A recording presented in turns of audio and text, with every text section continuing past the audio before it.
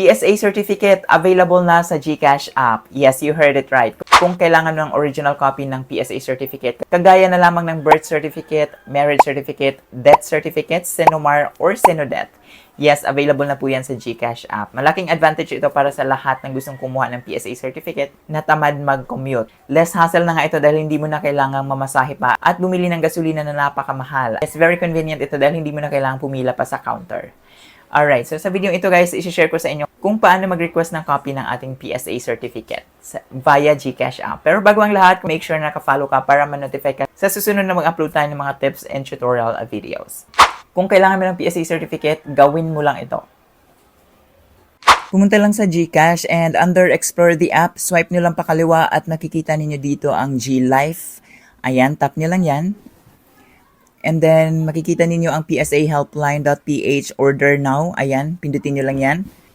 Pagkatapos, pindutin nyo lang ang continue. At dito guys, mamimili kayo kung anong klaseng PSA certificate ang kailangan ninyo. Pwedeng birth certificate, marriage certificate, Senomar, death, or Senodeath.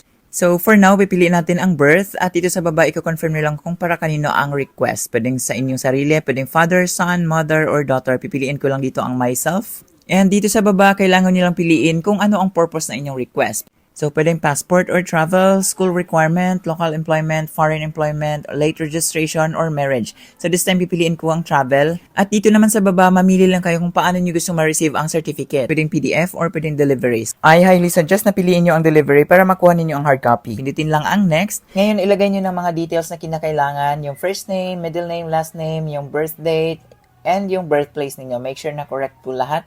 At dito sa baba naman yung father's name, middle name, at last name. Kung wala namang suffix, pindutin nyo lang ang no suffix button. At dito naman sa baba, ang inyong mother's first name, mother's maiden name, and yung mother's maiden last name.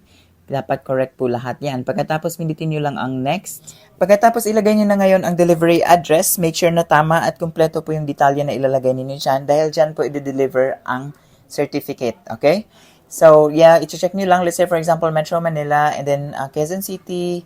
Ayan, wag na wag kayong magkakamali dito dahil pwede pong hindi magiging successful ang delivery kapag may mali dyan, especially yung zip code. At dito naman sa baba, merong options kung kayo mismo ang magre-receive ng document or meron kayong authorized person. Mamili lang kayo dyan. At dito naman sa baba, merong copies na kalagay. Pindutin nyo lang yan at mamimili kayo kung ilang copies ang gusto nyo. Hanggang 10 copies po ang pwede nating orderin. Okay? At pindutin lang natin ang next. Pagkatapos niyan, ay madadirect kayo sa order confirmation page. Make sure na na-double check niyo na po ang mga details na nilalagay ninyo at kung may mali man dyan, pwede na pa po makorek bago niyo po ito bayaran. Alright, once okay na, pindutin nyo lang ang place order at madadirect na kayo sa payment page. Ayan, may nakalagay pay via GCash. Pindutin nyo lang yan. And as you can see guys, may nakalagay na pay 365 pesos. Yan lang po yung babayaran ninyo. All in na po yan. Wala na po kayong babayaran sa rider. Okay, at pagkatapos yan, makaka-receive kayo ng confirmation na nabayaran nyo na ang 365 pesos. At yun lang guys, kung may natutunan ka mong kalimutang ibahagi sa iba, and follow for more.